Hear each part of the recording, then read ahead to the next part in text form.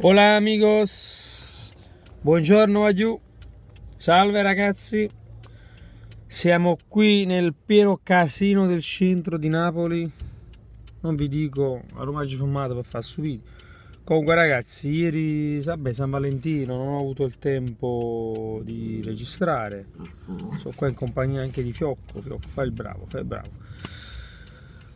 Napoli 3 Zurigo 1, o meglio Zurigo 1 Napoli 3, rigore che regala il gol della bandiera ai svizzeri. Me rigore che non gestione neanche, perché comunque il braccio di Maksimovic stava quasi attaccato al corpo, non fa in tempo a toglierlo. Comunque, se si vuole valutare il danno provocato, che sul tiro è stato diciamo colpito il pallone col braccio, allora vabbè, rigore. Grandissima prestazione dei nostri ragazzi, dominio totale direi.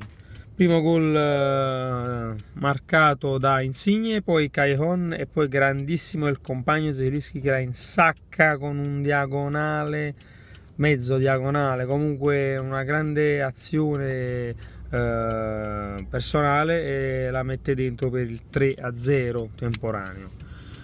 Ragazzi, Napoli che vola in questa partita, adesso il ritorno penso sarà una passeggiata, possiamo anche perderla volendo, comunque non dobbiamo volirlo.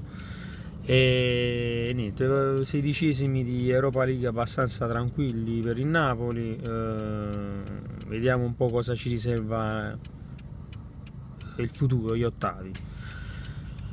Va bene ragazzi, c'è stata qualche reazione, qualche reazione del Zurigo nel finale dove ci hanno messo un po' in difficoltà, stavamo stanchi forse, deconcentrati, più volte hanno sfiorato il secondo gol, poteva finire anche 3-2, una beffa finale, però fortunatamente ci siamo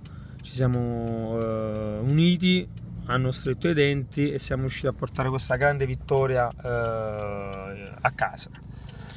Vi mando un forte abbraccio a tutti, sempre Forza Napoli, sarò brevissimo perché non posso stare fermo qua molto tempo. Aiù, Forza Napoli sempre, un abbraccio forte da Luigi Angelo Azul, ciao.